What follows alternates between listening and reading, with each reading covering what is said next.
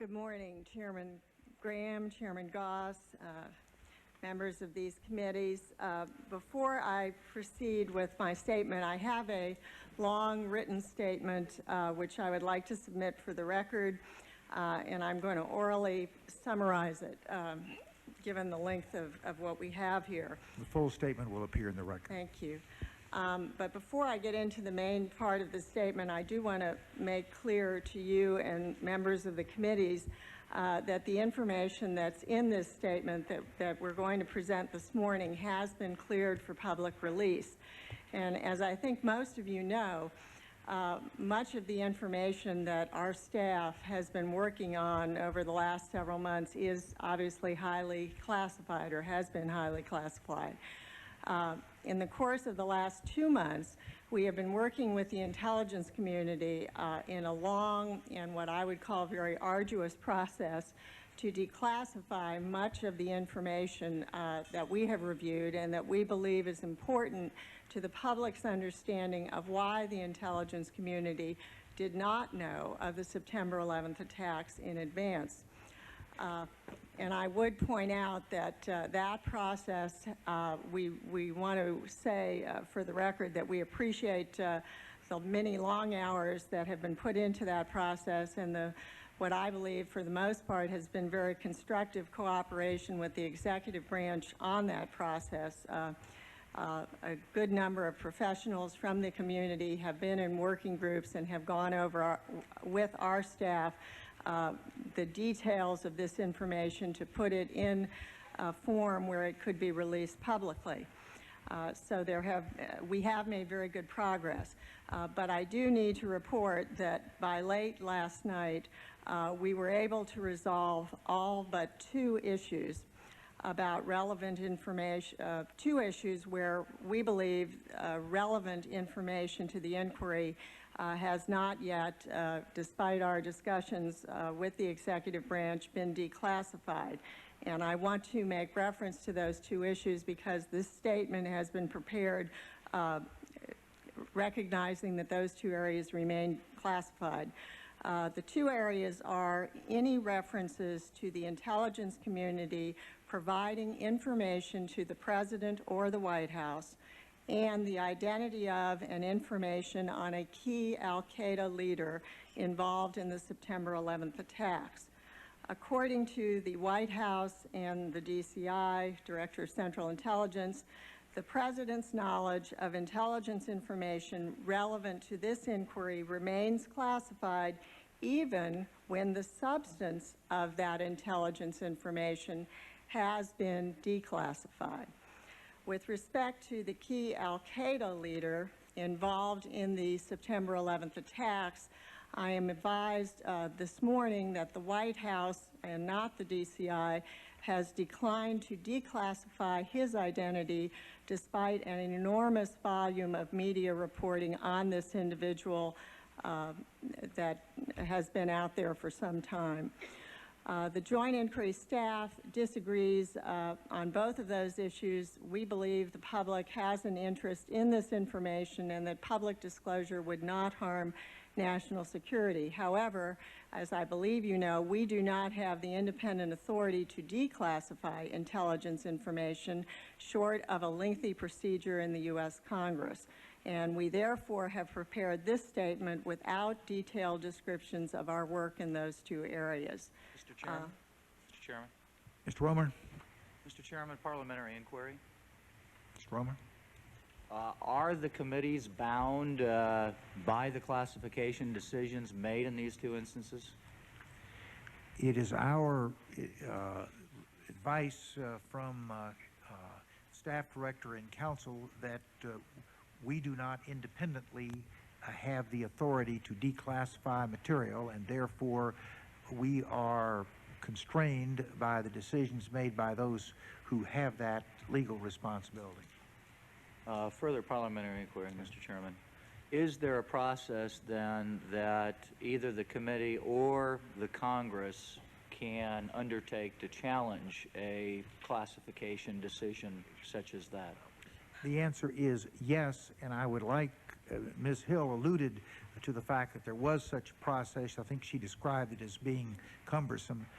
If you or our counsel might briefly explain what the option is to Congress.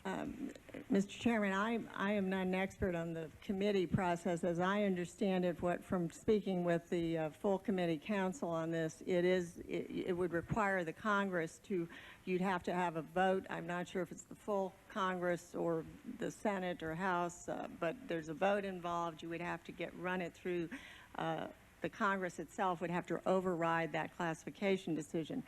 The reason that we did not originate this information in under the classification system, the agency that originates it makes the classification and declassifies it, and in this instance that would not be the Congress. So the only alternative would be to go through this what I am told is a lengthy, rather prolonged process.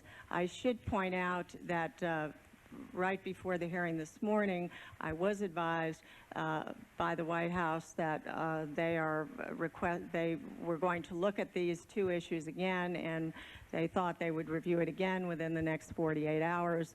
And I advised them that if their position changes, please to advise the committees, and we could always issue a supplemental statement on those two issues for the record. So my assumption is they are still reviewing it. Final parliamentary inquiry, Mr. Chairman.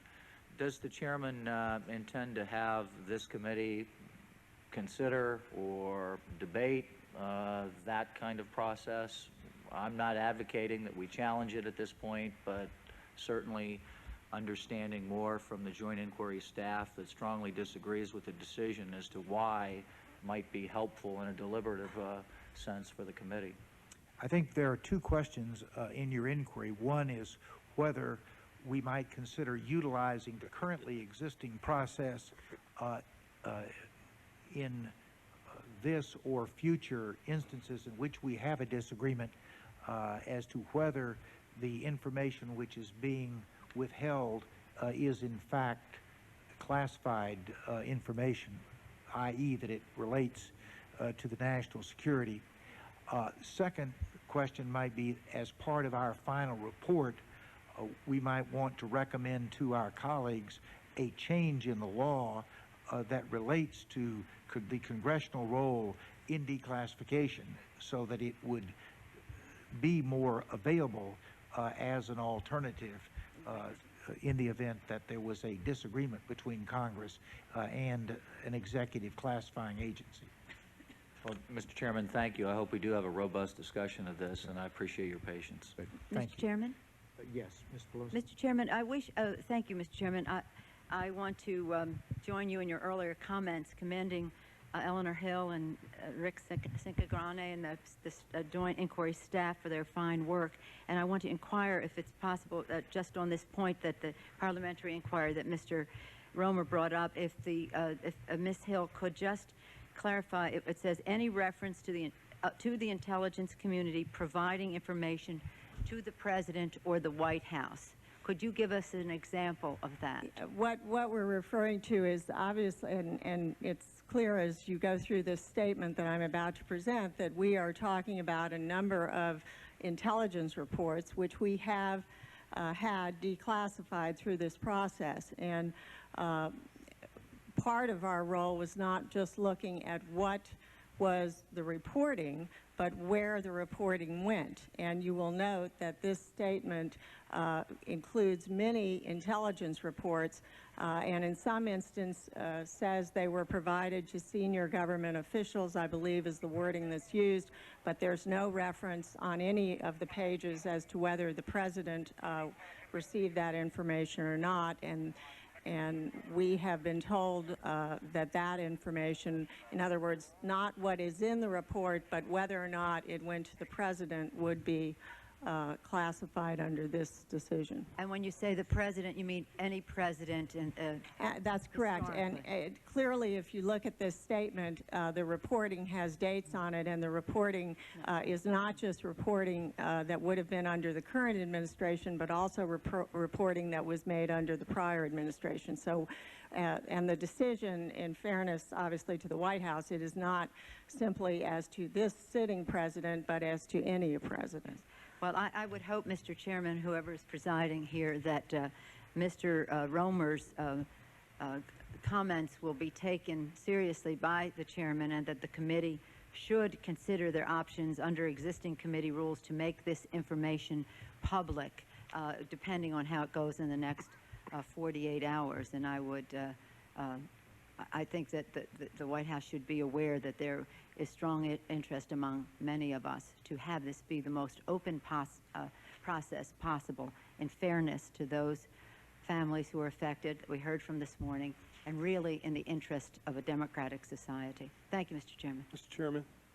Yes, Chairman Graham had to step out for a moment. He'll be back, but I assure you, Ms. Pelosi, that he will be attentive to that request, as will I.